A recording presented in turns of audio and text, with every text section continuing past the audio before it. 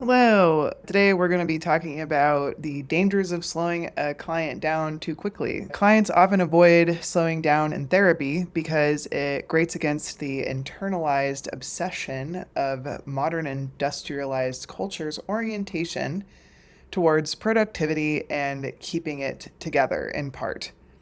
We're going to focus on how it can reveal fragmentation that has been outside of the person's awareness, which is really frightening to feel. Slowing down reveals fragmentation that busyness aims to hide. So, let me show you how to slow your clients down without destabilizing their systems. Fragmentation is the absence of a cohesive internal sense of self. It's what's underneath when someone has never had consistent enough mirroring to develop a solid feeling of, I exist, I'm real, and I'm okay. Your clients aren't going to come in and say, I'm fragmenting. They won't have that language. What happens instead is they walk in already running from an ambient dread they can't even fully register. Before the fear becomes a feeling, the defenses are already online. They launch into stories, explanations, justifications, a rapid stream that keeps everything organized on the surface. This is someone treading water over an empty void. The speed, the talking, the performance sometimes, that's their organization. Without it, there's nothing holding them together, and on some level, they know that. So here's what we do. Step one, meet them where they're at. Notice their pace, but don't change it. Get curious about how they're using speed and what it's communicating. That speed is information. It's not a problem to fix immediately. Step two, start contacting. Contact is something that we do in our systems where we allow the client's system to impact us a little bit, and we use contact statements to help us get into that state. Contact is when we resonate or match the client's energy a little bit, and we use very short phrases to touch what's happening. Oh, angry, huh? You really did not like that. So much stress. Phrases like this. So you're not interrupting their momentum, you're just letting them know that you're tracking with them. Step three, notice the response. Notice how they respond to the contact. Do they start to slow down or do they speed up even more? Sometimes they'll just be going continuously and you'll contact and they don't even notice. Do they feel more seen or do they get irritated with the interruption? This tells you everything you need to know about what to do next. Step four, use this information you get from the contact. If they slow down naturally, keep contacting, slowing them down even more. If they barrel ahead, it might be time for psychoeducation. Hey client, I've noticed that you go fast throughout our sessions and don't leave a lot of space for input from me. It's okay if we keep operating like this. But before we continue, let's talk about how this current mode feels to you and what slowing down and allowing me to have input might feel like. Let's identify the pros and cons of both and then intentionally decide how you want to proceed. Even if the client wants to keep doing fast monologues, you've introduced some awareness and intentionality into the relationship. The client can start to take responsibility for how they want to behave in the therapy.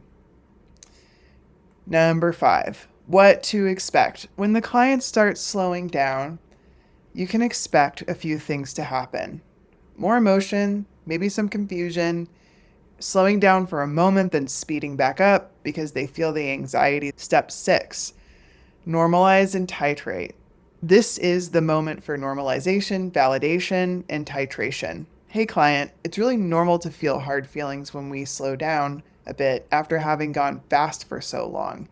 You don't have to torture yourself by white knuckling it with these emotions.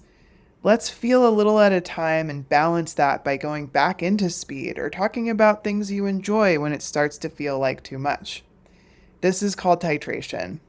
We're just feeling a little bit of the yuck and then going back to something more comforting, pleasant, or tolerable.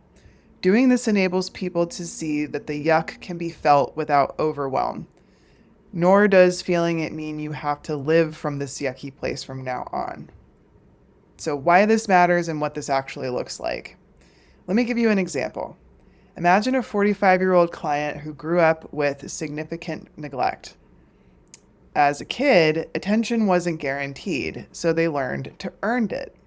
They became an incredible storyteller, funny, engaging, always entertaining. That strategy worked. It got them seen. Now they're in your office, and they're brilliant at filling every second of the session.